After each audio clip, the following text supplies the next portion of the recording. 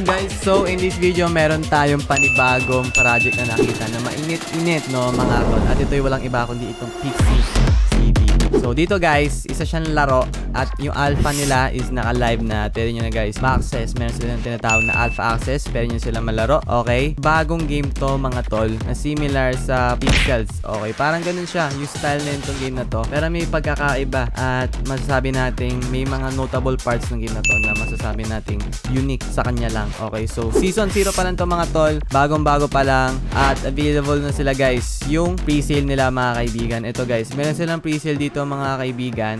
Kung saan pwede na kayo guys bumili, no? Ayan. At may iba't ibang rarity rin yung mga NFTs nila dito. May common, uncommon, rare, epic, legendary. Okay? At guys, sa airdrop, kung gusto nyo sumama mga tol, is pindutin nyo lang to mga kaibigan. At gawin nyo lang yung mga sumusunod. Okay, connect nyo yung wallet. Tapos, gawin nyo lang yung mga sumusunod guys para manalo kayo ng airdrop nila. Tapos, meron din silang lottery dito mga tol. Coming pa yan. At marami pa silang i-release na airdrop. Okay? So, available yung kanilang NFTs dito guys sa website na to. Magic Eden IO for Sol. Okay, dito mababrowse nyo guys yung mga iba't ibang items ng mga NFTs nila mga kaibigan. At available din naman dito yan sa Yetis. Okay, tensortrade.com. Okay, yan guys.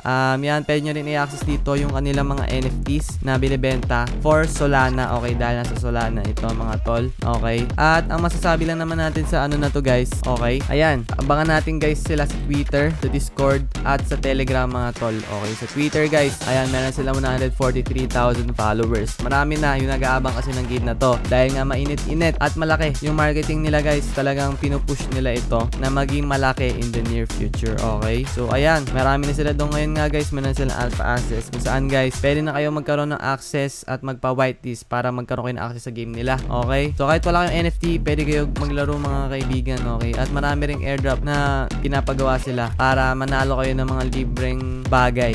Okay? Tapos guys, sa Discord, follow nyo rin sila dyan. Mas active sila dun sa Discord mga tol. Okay. So, masasabi ko lang dito guys, ayan, overview, NFT. Ito, dito nyo makikita guys yung mga NFT kapag bumili kayo at magkakaroon din kayo ng airdrop points attribution, no? Sa leaderboard, makita nyo dito guys, yung leaderboard ng pinamataas yung mga ranking at sa vesting guys, ayan, pwede kayo dito guys mag-vest. Okay. Parang, ano guys, to earn more ng token nila. At ito nga yung mga airdrop nila guys, no? Huwag nyo kakalimutan to mga tol. Kung gusto nyo manalo ng mga libre. Okay, so gawin nyo lang to. Okay, follow nyo sila sa Discord. Mag-join kayo dito sa NFT holders allocation nila. Connect nyo yung wallet nyo. Okay, para maging holder kayo. Tapos, marami pang iba mga kaibigan. Wait lang. Okay, dito guys, i-review natin yung kanilang roadmap. Okay, pero bago yon, introduction lang guys. RPG game siya. Kaibigan na nakabuild sa Solana blockchain. Okay, at yung roadmap na ito mga kaibigan, nagsimula pa siya February 2024. Okay, at ngayon guys, nandito na tayo sa May kung saan i-release nila yung mga upgradable NFTs, airdrop, audit smart contract, token listing, coin map, and CoinGecko listing, at napakadami pang iba mga kaibigan, no? So, token naman talaga nila dito talaga is itong Pixies token, itong diamond na may logo na ito, at yung banana token na tinatawag na nanas, a mysterious yellow fruit. So, we will learn more about that soon. Pero ito talaga yung main nila, isang Pixies token.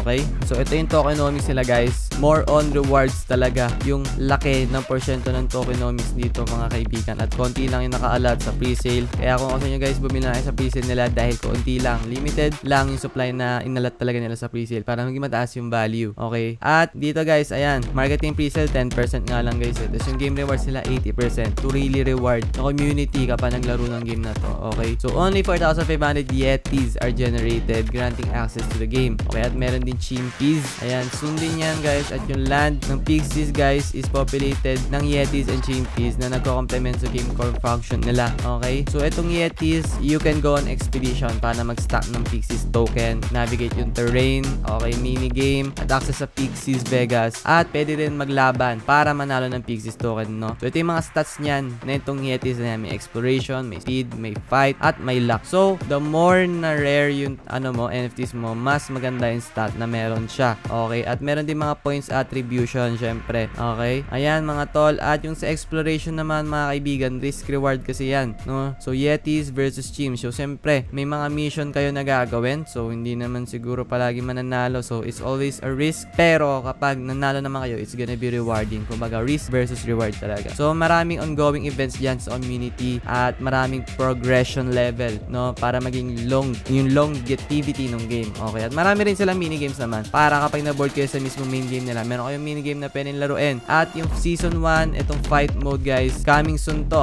Okay, magkakaroon kayo, pwede kayo makipag-battle, no? At yung official links nila guys, ayan, na ano ko naman na, pero ilalagay natin to lahat, okay? Sa ating description box mga kaibigan. So dito siguro magtatapos yung ating review. Maraming salamat sa inyong panonood mga tol. See you soon sa ating next video. Okay guys, so ngayon maglalaro na tayo ng gameplay ng Pixie. So ngayon kasi guys, meron na tayong isang NFT nila. At ayan, pwede tayo maglaro nung game na to kasi nga meron na tayong isang NFT nila mga kaibigan, no? So ngayon, ayan, hintayin lang natin siya mag-loading at made with Unity itong game na to. So gamitin natin yung Phantom, i-connect natin yung ating wallet guys, okay, para maano niya yung NFT na meron tayo. Okay, confirm lang natin sa Solana blockchain at hintayin lang natin mag-loading mga tol, no? So yan, ito yung tsura ng game niya guys. Okay, so parang Pixels 2D yung game na ito. At ayan, ito yung character natin which is Monkey. Meron ditong isang character na naglalaro ng basketball. Grabe, ang cute naman niya dito. At pwede natin siya pagbabato-batuin ng ganyan guys. Okay. At dito guys, sabay natin i-explore yung ating mapa. Okay. Ito, explore natin. May treehouse dito. WASD lang guys yung movement nito at pwede tayo magbato-bato. Okay, so try natin mag-explore ito. Parang ito yung magiging bahay natin dito guys. Okay, ito yung home tab. Tapos dito guys may wizard. We can talk to that guy. Press E. Sabi niya dito, welcome on Pixies and have fun. Okay, so that's exactly what we're gonna do. Okay, so we're gonna have fun on this game. At we're just gonna try to explore and see and grasp kung ano ba yung meron dito sa game na to. So dito sa bandang kaliwa ng mapa mga kaibigan, makikita natin meron ditong bank. Sa bank na to mga kaibigan, ayan, may office desktop dito. At pasok lang tayo dito mga tol. Okay, let's try to walk, pero hindi pa siya walkable. Pero nakalagay dito guys, new tickets claimable in 23 hours. So meron dyan guys, ticket na pwedeng i-claim every day, no? So 1 daily ticket yung pwedeng i-claim dyan, no? So dito guys yung border, hindi na tayo pwedeng makapag-access doon. Dito naman sa NFT guys, pwede nyo i-access yung mga NFT tabs for sure. Dito sa police station guys, ayan, makita nyo, we'll learn more about that later kasi meron pa tayo ibang munang gustong puntahan dito mga tol, which is punta dito tayo sa bandang right side ng mapa mga kaibigan. At dito meron ding hut, may pagkain, at meron ditong harpy, no? So itong Yetis na to guys, coming soon pa ito mga kaibigan. Pwede kayo mag-explore ng mga iba't iba pang mapa. Ayan, at pwede kayo mag-loot dyan sa mga exploration na yan mga tol, no? So yung select your Yetis, wala pa siya ngayon, pero pwede kayo mag-explore dyan sa lugar na yan mga kaibigan. Okay, so after that, pwede rin tayo pumunta dito mga tol sa part na to, Manyata. Dito guys, yon, another map nga yun mga kaibigan. Okay, ito sa Manyata, medyo funky na yung itsura ng mapa na ito mga guys, parang cyberpunk, no mga tol. At dito guys, marami ring iba't iba na meron dito at parang medyo futuristic yung dating. Okay, so dito mga kaibigan, yan, lakad-lakad lang tayo. Tayo natin explore mga tol. Okay, at dito ano ba meron dito? Ang angas, maangas. Kaya natin explore. Dito guys, siguro ikakat mo na to bright. Tapos nasa 3 minute mark ako. 3:02, 3:03, 3:04, 3:05, 3:06. Yun yung timestamp ko ngayon. 3:07, 3:08, 3:09, 3:10. Ewan ko saan papunta si John dito eh. Okay guys, so bumalik na tayo dito. 3:23, 3:24, 3:25, 3:26, 3:27. Okay guys, so dito bumalik na tayo. Wala na ako masyado ma-explore doon. Try naman natin dito guys mag-explore sa topmost part ng ating mapa. Dito guys, may nila tayong arcade. Okay, so ano ba meron kaya sa arcade na ito mga kaibigan? Tignan natin ngayon kung anong meron dito mga tol. Okay, so pumasok muna tayo dito saglit at sisilipin lang natin mga tol. Meron dito parang billiard table. At siguro pwede maglaro dito ng mga minigames. Ayan, pag pinress natin yung E, yan, meron ditong Bubble Store. At may nyo rin dito yung leaderboards kung sino yung mga may pinamataas na score sa laro na ito. Okay, so pwede nyo laruin guys yung game na ito. Okay, so parang Tetris siguro. Tama ba? If hindi ako nagkakamali. So try natin, ilagay lang dito. Ayan, i-drop natin dito.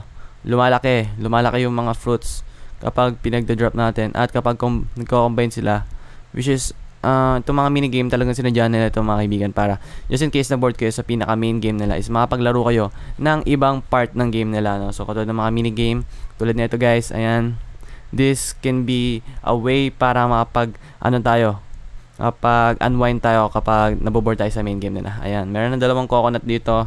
Medyo malaki na yung bloke dito. At we need oh my god, yep, nag-strawberry na siya. At hindi ko alam kung ano mangyari dito, pero let's just try to play this game. So skip ko na to pre hanggang 448 na ngayon, 449, 450, 451, 452, 453, 454, 455. So skip na natin ng bandang 533, 534, 535, 536, 537, 538, 539, 540, 541. Okay, so guys, ayan, ang dami ko ng mga bloke dito at hindi ko alam kung kailan ba matatapos itong laro na ito, mga kaibigan. Pero exit na lang natin, hindi naman natin tatapusin yan. Okay, next na muna tayo kasi masyadong time consuming yan. Pero pili ko dito marami pang ibang minigame na ilalabas dyan sa susunod, mga tol. At siguro dito lang guys magtatapos yung ating video. Next time i-explore pa natin itong game na ito. So just hit the thumbs up kung gusto nyo pa na-explore natin itong game na ito. Maraming salamat guys sa panonood nyo. See you soon sa ating next video.